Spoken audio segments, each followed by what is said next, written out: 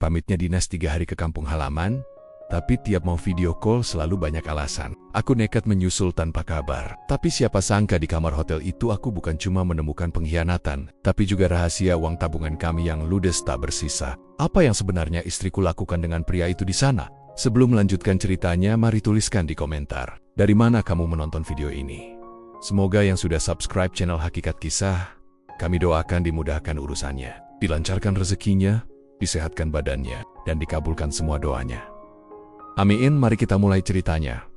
Udara pagi itu terasa jauh lebih dingin dari biasanya. Setidaknya begitulah yang dirasakan Aris saat menatap koper berwarna merah marun yang berdiri tegak di samping pintu utama. Maya, wanita yang telah menemaninya selama 5 tahun terakhir, sedang sibuk mematut diri di depan cermin. Ia mengenakan kemeja kerja yang tampak lebih rapi dan wangi dari biasanya. Katanya, ada tugas mendesak dari kantor pusat yang mengharuskannya berangkat ke kota asalnya selama 3 hari ke depan. Aris hanya bisa mengangguk pelan, meski dalam hatinya ada sedikit ganjalan yang tidak bisa ia jelaskan dengan kata-kata. Sederhana, setiap kali Maya berangkat dinas, biasanya ia akan mengeluh tentang betapa melelahkannya perjalanan tersebut. Namun kali ini, ada binar yang berbeda di matanya. Sebuah antusiasme yang berusaha ia sembunyikan di balik topeng profesionalisme. Aris mencoba memeluk istrinya dari belakang, menghirup aroma parfum yang terasa asing di indera penciumannya. Itu bukan parfum yang biasa Maya pakai untuk bekerja, melainkan aroma manis yang kuat, jenis parfum yang biasanya hanya digunakan untuk akara-akara istimewa atau kencan romantis di malam minggu. Hati-hati di jalan. Maya, kabari aku kalau sudah sampai di sana, ucap Aris dengan suara rendah yang tulus. Maya hanya memberikan senyum tipis, lalu melepaskan pelukan Aris dengan alasan takut ketinggalan jadwal kereta. Ia bahkan tidak sempat mencium tangan Aris dengan lama seperti yang biasa ia lakukan. Gerakannya terburu-buru, seolah-olah ada sesuatu yang sedang menunggunya di luar sana dengan penuh ketidaksabaran. Aris berdiri di ambang pintu, memerhatikan mobil taksi yang membawa istrinya, menjauh hingga hilang di tikungan kompleks perumahan mereka. Rumah itu seketika terasa sangat sepi dan hampa. Aris kembali masuk ke dalam, mencoba mengalihkan pikirannya dengan mengerjakan sisa denah bangunan yang belum selesai. Namun, matanya terus melirik ke arah ponsel yang tergeletak di atas meja kerja. Ia berharap ada pesan singkat dari Maya yang mengatakan bahwa ia juga akan merindukannya. 1 jam berlalu, 2 jam, hingga akhirnya sebuah pesan masuk. Maya hanya menuliskan bahwa ia sudah di kereta dan ingin istirahat sebentar. Jadi ia meminta Aris untuk tidak menghubunginya sampai sore nanti. Keanehan itu semakin terjadi saat malam tiba. Aris mencoba melakukan panggilan video seperti tradisi mereka setiap kali salah satu dari mereka sedang berada di luar kota. Namun, panggilan itu ditolak mentah-mentah. Sebuah pesan singkat masuk tak lama kemudian, berisi alasan klasik bahwa sinyal di daerah kantor cabang sangat buruk dan ia sedang berada di tengah jamuan makan malam bersama atasan. Aris menarik napas panjang, mencoba menepis segala pikiran buruk yang mulai menari-nari di kepalanya. Ia tahu Maya adalah wanita yang ambisius, tapi ia selalu percaya bahwa kesetiaan adalah fondasi utama pernikahan mereka. Namun, kepercayaan itu mulai retak sedikit demi sedikit saat Aris merapikan kamar tidur mereka. Di bawah kolong tempat tidur, ia menemukan sebuah kantong belanja dari toko pakaian dalam mewah yang belum pernah ia lihat sebelumnya. Di dalamnya, terdapat sepotong pakaian yang sangat berani. Sesuatu yang tidak mungkin dipakai Maya jika ia benar-benar hanya pergi untuk urusan dinas kantor yang membosankan. Tangan Aris bergetar memegang kain tipis itu. Logikanya mencoba mencari pembelaan, mungkin itu kejutan untuknya setelah pulang nanti. Namun, nuraninya berbisik lain. Sebuah bisikan dingin yang mengatakan bahwa perjalanan 3 hari ini bukanlah tentang pekerjaan. Malam itu, Aris tidak bisa tidur nyenyak. Ia terus memandangi foto pernikahan mereka yang tergantung di dinding kamar. Di sana, Maya tampak begitu polos dan berjanji untuk selalu bersama dalam suka maupun duka. Aris merasa seperti sedang berjalan di atas lapisan es tipis yang bisa pecah kapan saja. Ia memutuskan untuk memberikan waktu 1 hari lagi. Jika besok Maya masih sulit dihubungi dan menolak untuk memperlihatkan wajahnya lewat layar ponsel, maka Aris tidak akan tinggal diam. Ia akan mencari tahu sendiri apa yang sebenarnya disembunyikan oleh wanita yang sangat ia puja itu di kota kelahirannya. Matahari baru saja naik ketika Aris terbangun dengan perasaan yang tidak menentu. Tidurnya semalam dipenuhi mimpi-mimpi buruk yang terputus-putus. Ia segera meraih ponsel di atas nakas, berharap ada pesan panjang dari Maya yang menjelaskan mengapa semalam ia begitu sulit dihubungi. Namun, layar itu tetap bersih dari notifikasi yang ia harapkan. Hanya ada satu pesan singkat yang dikirim Maya pada pukul 3 dini hari. Mengatakan bahwa ia sudah tidur karena kelelahan setelah rapat maraton. Aris mencoba menenangkan diri. Ia pergi ke dapur, menyeduh kopi hitam tanpa gula, berharap rasa pahit itu bisa menjernihkan pikirannya. Ia mencoba meyakinkan dirinya sendiri bahwa Maya adalah istri yang baik. Mungkin beban kerjanya di sana memang sedang tinggi, karena kota itu adalah basis utama kantor cabangnya. Namun, ingatan tentang pakaian dalam mewah yang ia temukan kemarin sore terus membayangi. Seperti duri yang terselip di dalam daging. Kecil tapi terasa nyeri setiap kali ia bergerak. Sekitar pukul 10 pagi, Aris memberanikan diri untuk melakukan panggilan video. Ia rindu, tapi lebih dari itu, ia butuh kepastian. Nada sambung terdengar beberapa kali sebelum akhirnya panggilan itu ditolak. Jantung Aris berdegup kencang. Tak lama kemudian, Maya mengirim pesan teks. Ia beralasan sedang berada di lapangan, meninjau lokasi proyek yang bising dan berangin, sehingga tidak memungkinkan untuk melakukan video call. Aris tidak menyerah begitu saja. Ia mencoba menelepon biasa, bukan lewat aplikasi pesan. Kali ini Maya mengangkatnya. Namun suaranya terdengar sangat terburu-buru dan sedikit bergetar. Aris menanyakan kabarnya dengan nada yang sengaja dilembutkan, mencoba memancing reaksi alami dari sang istri. Maya menjawab dengan kalimat-kalimat pendek yang terasa sangat kaku, seolah ia sedang membaca skrip yang sudah disiapkan sebelumnya.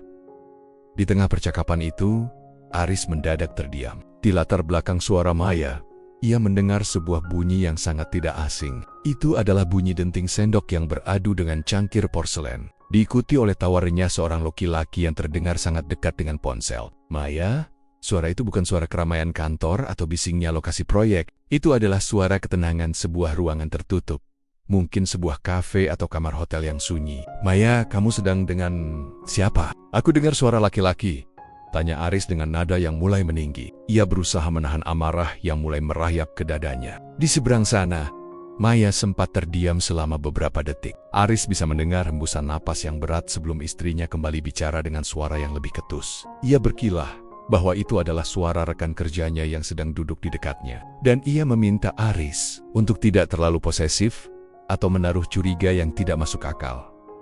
Maya kemudian mematikan telepon secara sepihak dengan alasan harus segera masuk ke ruang pertemuan. Aris menatap layar ponselnya yang kini gelap dengan tangan yang gemetar. Ia mengenal nada suara Maya saat sedang berbohong. Ada getaran kecil di ujung kalimatnya, sebuah tanda yang selalu muncul sejak mereka masih berpacaran jika wanita itu menyembunyikan sesuatu. Rasa curiga yang tadinya hanya sepercik kecil, kini mulai membakar habis sisa-sisa kepercayaannya. Aris mencoba menghubungi kantor pusat Maya melalui seorang kawan lama yang bekerja di bagian admin. Dengan alasan menanyakan dokumen yang tertinggal, Aris bertanya tentang agenda dinas ke kota asal Maya minggu ini. Jawaban dari kawannya itu seperti hantaman palu besar di kepala Aris. Kantor tidak mengirimkan siapapun keluar kota dalam minggu ini, apalagi ke kota asal Maya. Program peninjauan lapangan baru akan diadakan bulan depan. Dunia seolah berhenti berputar bagi Aris. Ia terduduk lemas di sofa ruang tamu yang kini terasa asing baginya. Semua kata-kata manis Maya, alasan dinas, dan koper merah marun itu adalah sebuah skenario besar yang disusun dengan rapi untuk mengkhianatinya. Aris merasakan sesak yang luar biasa di dadanya. Sebuah rasa sakit yang tidak berdarah, namun sanggup menghancurkan seluruh harapannya. Ia kembali teringat pada suara tawa laki-laki di telepon tadi. Siapa dia? Mengapa Maya rela membohonginya sedemikian jauh hanya untuk bertemu dengan laki-laki itu? Berbagai kemungkinan buruk mulai memenuhi kepalanya. Apakah ini sudah berlangsung lama? Ataukah ini baru dimulai? Aris menyadari bahwa ia tidak bisa hanya diam di rumah dan menunggu Maya pulang dengan tumpukan kebohongan baru. Ia harus mendapatkan jawaban dengan matanya sendiri. Meskipun ia tahu bahwa kebenaran itu mungkin akan menghancurkan hidupnya selamanya. Aris berdiri dengan tekad yang sudah bulat. Ia tidak akan lagi mencoba melakukan panggilan video atau mengirim pesan yang hanya akan dijawab dengan dusta. Ia mengambil kunci mobil dan beberapa lembar pakaian. Pikirannya sudah tertuju pada satu titik, sebuah kota yang berjarak 6 jam perjalanan darat. Ia akan menyusul ke sana, bukan untuk memberi kejutan manis, melainkan untuk menjemput kebenaran yang pahit di tanah kelahiran istrinya sendiri. Aris tahu, perjalanan ini mungkin akan menjadi akhir dari segalanya. Namun ia lebih memilih hancur karena kenyataan daripada hidup dalam kenyamanan sebuah kebohongan.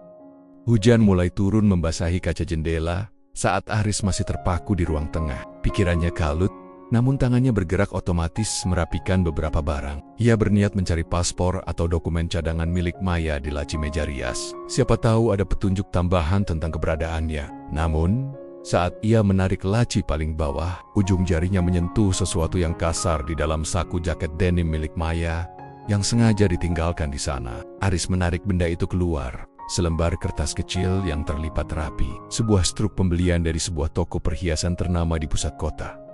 Mata Aris membelalak menatap angka yang tertera di sana. Sebuah kalung emas putih dengan liontin berlian mungil. Dibeli tepat 1 hari sebelum Maya pamit berangkat dinas. Harganya setara dengan 3 bulan gaji Aris sebagai arsitek junior. Jantungnya berdegup kencang, seolah ingin melompat keluar dari rongga dadanya. Maya tidak pernah bercerita tentang pembelian ini. Ia bahkan mengeluh bahwa tabungan mereka sedang menipis karena biaya perbaikan atap rumah bulan lalu. Aris membalik kertas itu, menemukan coretan tangan halus di bagian belakang yang sangat ia kenali sebagai tulisan istrinya. Hadiah untuk masa lalu yang kembali hadir. Kalimat itu seperti sembilu yang menyayat ulu hati Aris. Masa lalu, siapa yang dimaksud Maya? Ingatan Aris melayang pada nama seorang pria yang sesekali muncul dalam cerita lama Maya sebelum mereka menikah. Seorang laki-laki bernama Randy. Aris teringat betapa Maya dulu sering melamun jika mendengar lagu-lagu tertentu yang katanya adalah lagu kesukaan sang mantan. Namun, Aris selalu menepis rasa cemburunya. Percaya bahwa pernikahan mereka sudah cukup kuat untuk menghapus bayang-bayang masa lalu. Kini, struk perhiasan itu seolah menjadi bukti nyata bahwa ada pengkhianatan yang sedang direncanakan dengan sangat rapi.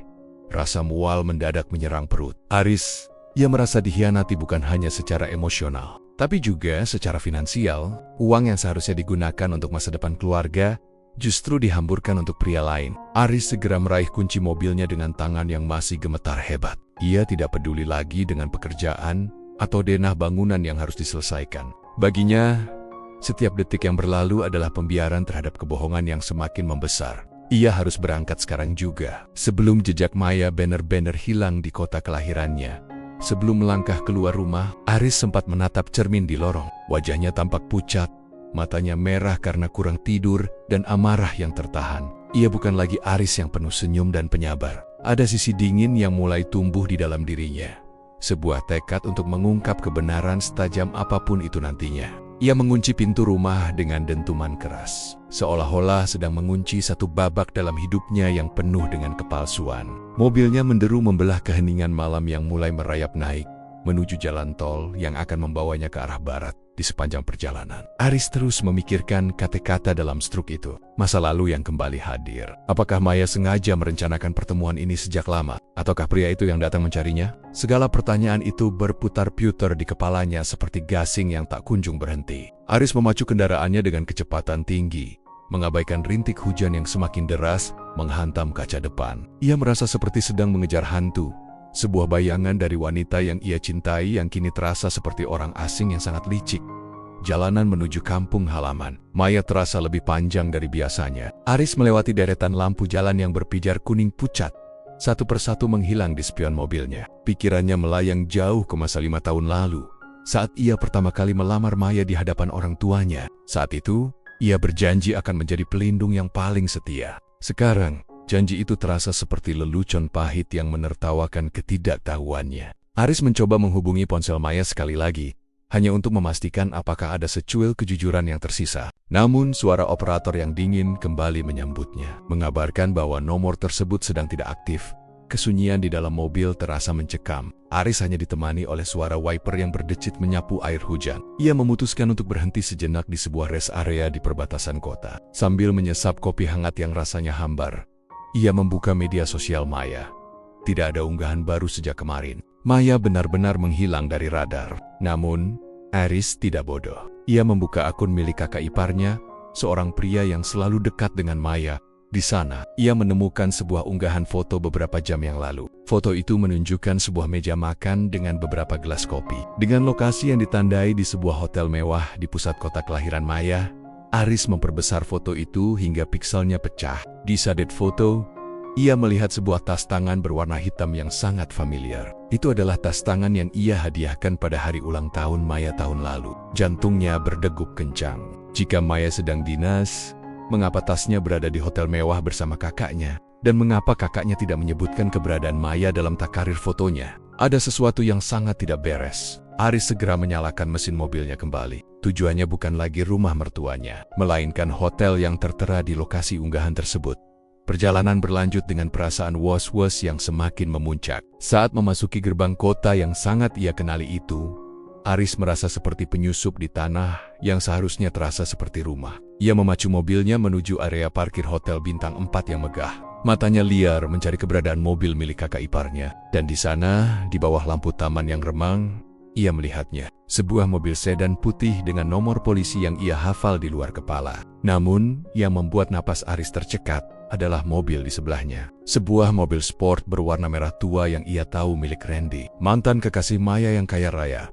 Aris mematikan mesin mobilnya. Ia duduk dalam kegelapan selama beberapa menit, mencoba mengatur napasnya yang memburu. Tangannya memegang kemudi begitu erat hingga buku-bukunya memutih. Kebenaran kini hanya berjarak beberapa ratus meter darinya. Ia merasa takut, namun rasa ingin tahunya jauh lebih besar. Ia tidak ingin menjadi suami yang bodoh selamanya. Aris keluar dari mobil, mengenakan jaket bertudung untuk menutupi wajahnya. Ia berjalan pelan menuju lobi hotel, mencoba bersikap setenang mungkin agar tidak menarik perhatian petugas keamanan di dalam lobi yang mewah itu. Aris merasa sangat kerdil. Ia melihat sekeliling, berharap tidak berpapasan dengan kakak iparnya atau siapapun yang mengenalnya. Ia harus masuk ke dalam, menemukan di mana Maya berada, dan mengakhiri semua sandiwara ini. Bayangan Maya yang tertawa bersama pria lain di dalam salah satu kamar di atas sana membuat dadanya terasa sesak. Aris mendekat ke arah resepsionis.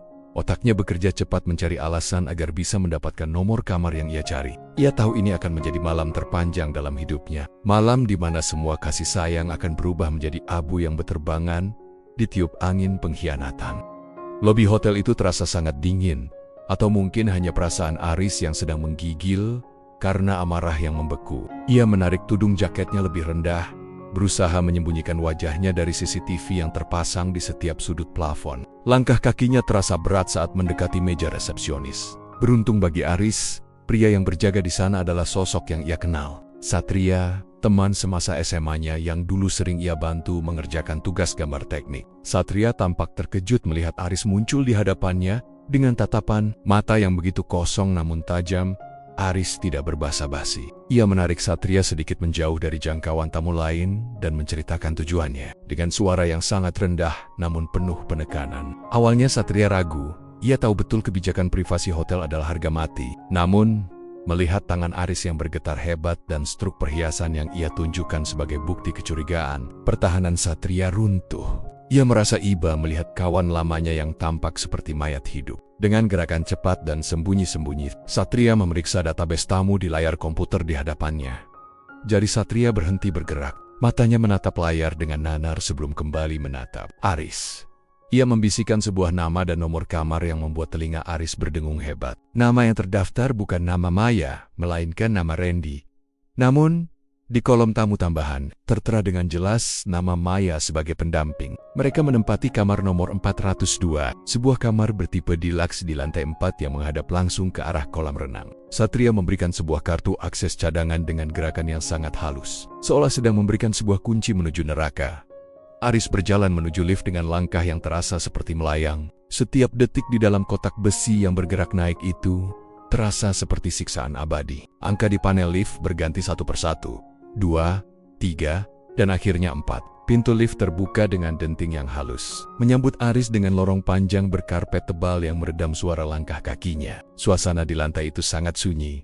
Hanya ada suara dengung pendingin ruangan yang memenuhi lorong. Aris menyusuri dinding, matanya mencari deretan angka di pintu kayu yang kokoh, hingga langkahnya terhenti di depan sebuah pintu. Dengan angka perak yang mengilap 402, Aris berdiri mematung di depan pintu itu. Ia bisa merasakan jantungnya memukal-mukal rongga dadanya dengan sangat keras. Di balik pintu ini, semua keraguannya akan terjawab. Di balik pintu ini, wanita yang ia sebut istri mungkin sedang menertawakan kebodohannya di dalam pelukan pria lain. Aris sempat ragu untuk menempelkan kartu akses itu. Ada bagian dari dirinya yang ingin berbalik lari, pulang ke rumah, dan berpura-pura tidak tahu apa-apa agar kebahagiaan semuanya tetap terjaga. Namun, rasa harga diri yang terluka jauh lebih kuat. Ia menarik napas panjang, mencoba mengumpulkan sisa-sisa keberaniannya sebelum memulai badai yang akan menghancurkan segalanya. Aris tidak langsung masuk menggunakan kartu akses tersebut. Ia ingin melihat wajah mereka saat tertangkap basah, tanpa memberi mereka waktu untuk bersiap atau memakai pakaian mereka kembali. Ia mengetuk pintu kamar itu 3 kali dengan ketukan yang mantap, namun sopan. Persis seperti cara seorang petugas layanan kamar mengetuk pintu tamu. "Permisi, room service," ucap Aris dengan suara yang ia semarkan, membuatnya terdengar lebih berat dan datar. Keheningan sempat menyelimuti ruangan itu selama beberapa saat sebelum ia mendengar suara langkah kaki mendekat ke arah pintu. Pintu terbuka sedikit, hanya menyisakan celah kecil. Maya muncul dari balik pintu dengan wajah yang tampak segar, namun rambut yang sedikit berantakan. Ia hanya mengenakan jubah mandi putih milik hotel yang longgar di bagian bahu. Saat matanya bertemu dengan mata Aris, dunia seolah berhenti seketika. Warna di wajah Maya luntur, berubah menjadi sepucat kertas dalam hitungan detik. Ia mencoba menutup kembali pintu itu dengan gerakan panik. Namun Aris sudah lebih dulu menahan daun pintu dengan bahunya yang kuat. Dengan satu hentakan bertenaga, Aris mendorong pintu itu hingga terbuka lebar, membuat Maya terhuyung ke belakang. Pemandangan di dalam kamar itu jauh lebih buruk dari apa yang pernah dibayangkan Aris dalam mimpi buruknya yang paling kelam. Di atas ranjang yang berantakan, seorang pria sedang duduk bersandar tanpa mengenakan atasan. Itu Randy. Pria itu tampak terkejut namun tidak terlihat ketakutan seperti Maya. Ada kilat kemenangan di matanya saat menatap Aris yang berdiri kaku di tengah ruangan. Di atas meja nakas, sebuah botol minuman mahal dan 2 gelas yang masih berisi sisa cairan merah berdiri tegak, berdampingan dengan kotak perhiasan yang struknya tadi Aris temukan di saku jaket Maya. "Aris, ini tidak seperti yang kamu lihat. Aku bisa jelaskan." Suara Maya gemetar. Air mata mulai menggenang di pelupuk matanya. Ia mencoba mendekat dan menyentuh lengan Aris. Namun Aris segera menepisnya dengan gerakan kasar yang penuh rasa jijik. Aris tidak berteriak.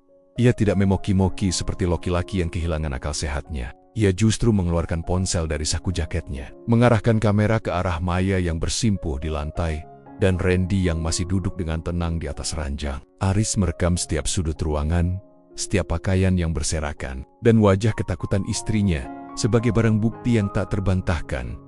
Kemarahan Aris telah melampaui batas ledakan, berubah menjadi ketenangan yang mematikan. Ia menatap Randy dengan pandangan merendahkan, seolah pria itu hanyalah seonggok sampah yang kebetulan masuk ke dalam rumahnya. Maya terus meraung, memohon ampun sambil mencoba memeluk kaki Aris. Namun Aris tetap berdiri tegak seperti batu karang. Ia merasa hatinya sudah mati rasa. Semua cinta yang ia bangun selama bertahan-tahan telah menguap begitu saja, berganti dengan rasa benci yang sangat murni. Aris menyadari bahwa wanita di hadapannya ini bukan lagi istrinya, melainkan orang asing yang telah tega menginjak martabatnya demi masa lalu yang busuk. Tanpa mengucapkan sepatah kata pun untuk membalas pembelaan palsu Maya, Aris berbalik menuju pintu keluar. Ia tahu jika ia tetap berada di sana, ia mungkin akan melakukan hal yang akan ia sesali seumur hidup. Langkahnya kini terasa ringan, seolah beban berat yang ia panggul selama perjalanan tadi telah luruh bersama kenyataan yang menyakitkan. Di ambang pintu, ia sempat menoleh 1 kali lagi, menatap Maya yang masih menangis histeris di lantai. "Jangan pernah pulang lagi ke rumahku, Maya. Mulai detik ini, kamu sudah mati bagiku," ucap Aris dengan nada dingin yang sanggup membekukan udara di dalam kamar 402 itu. Ia menutup pintu dengan pelan, meninggalkan kehancuran yang ia tinggalkan di belakangnya. Aris berjalan meninggalkan lorong hotel dengan langkah yang sangat tegap, meski dadanya terasa seperti dihantam palu godam berkali-kali. Ia tidak pergi ke parkiran untuk menangis atau merenung. Sebaliknya, ia langsung menuju kantor polisi terdekat yang berada tidak jauh dari kawasan hotel mewah tersebut. Di dalam mobil, ia menarik napas panjang, mencoba menguasai jemarinya yang masih bergetar saat menggenggam kemudi. Video yang ia rekam tadi bukan sekadar pengobat sakit hati, melainkan senjata utama untuk menghancurkan balik orang-orang yang telah mengkhianatinya. Laporan perzinaan resmi ia layangkan malam itu juga, dengan bukti rekaman video yang sangat jelas, serta kesaksian dari Satria di meja resepsionis. Polisi tidak butuh waktu lama untuk bergerak. Aris melihat dengan mata kepalanya sendiri saat 2 petugas kepolisian mendatangi hotel dan menggiring Maya serta Randy keluar dengan tangan menutupi wajah. Maya menangis merongrong saat melihat Aris berdiri di dekat mobil polisi. Namun Aris hanya memandanginya dengan tatapan kosong, seolah wanita itu hanyalah debu yang mengganggu penglihatannya. Kehancuran Maya tidak berhenti sampai di sana. Sambil menunggu proses hukum berjalan, Aris mulai menelusuri mutasi rekening bersama mereka yang selama ini dikelola oleh Maya. ia menemukan fakta yang jauh lebih menyakitkan dari sekadar perselingkuhan. Uang yang selama ini ia kumpulkan dengan memeras keringat, uang yang rencananya akan digunakan untuk biaya pendidikan anak mereka kelak, telah habis tak bersisa. Maya menariknya secara bertahap dalam jumlah besar untuk membiayai gaya hidup Randy yang ternyata hanyalah seorang pengangguran dengan tumpukan utang judi. Randy hanya memanfaatkan kerinduan Maya pada masa lalu untuk mengeruk keuntungan finansial. Aris segera menghubungi seluruh keluarga besar, termasuk orang tua Maya. Ia mengirimkan bakti-bakti pengkhianatan dan penyalahgunaan uang tersebut tanpa mengurangi atau melebih-lebihkan satu kata pun. Ibu Maya jatuh pingsan saat mengetahui kelakuan putrinya, sementara ayahnya menyatakan dengan tegas bahwa ia tidak lagi menganggap Maya sebagai anak karena telah mencoreng nama baik keluarga di kampung halaman. Aris juga mengirimkan informasi tersebut ke divisi sumber daya manusia di kantor Maya. Meskipun Maya berbohong soal dinas, skandal moral dan penggunaan nama kantor untuk menutupi perselingkuhan membuat perusahaan langsung mengeluarkan surat pemecatan secara tidak hormat. Pada hari itu juga 6 bulan telah berlalu. Sejak malam kelam di kamar ke-402, Aris duduk di ruang tamu. Rumahnya yang kini terasa lebih luas dan tenang. Proses perceraian telah selesai dengan kemenangan mutlak di tangannya. Pengadilan memutuskan bahwa Maya tidak berhak atas harta Ganagini karena terbukti melakukan pelanggaran berat dalam pernikahan dan menggelapkan uang keluarga. Rumah ini kini sepenuhnya milik Aris, dan ia telah mengganti semua kunci serta membuang barang-barang yang pernah disentuh oleh wanita itu. Aris merasa telah lahir kembali, meski ada bekas luka yang mungkin tidak akan pernah benar-benar hilang.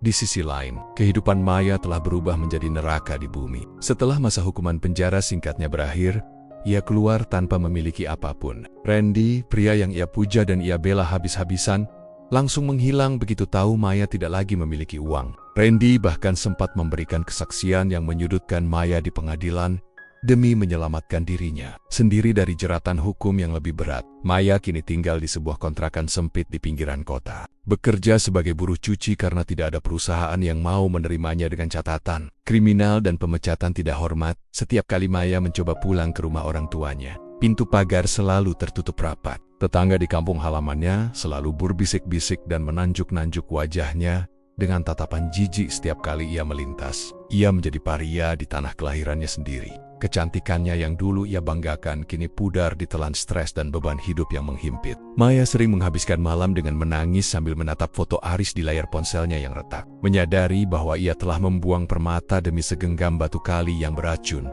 Puncak penderitaannya adalah ketika ia melihat unggahan di media sosial seorang kawan lama. Di sana, Aris tampak tersenyum bahagia dalam sebuah acara peresmian gedung baru hasil rancangannya, didampingi oleh seorang wanita yang tampak tulus dan bersahaja. Aris telah melanjutkan hidupnya dengan jauh lebih baik, sementara Maya terjebak dalam lubang hitam penyesalan yang ia gali sendiri. Ia sadar bahwa perbuatannya tidak hanya menghancurkan pernikahannya, tapi juga menghancurkan setiap peluang untuk masa depan yang layak.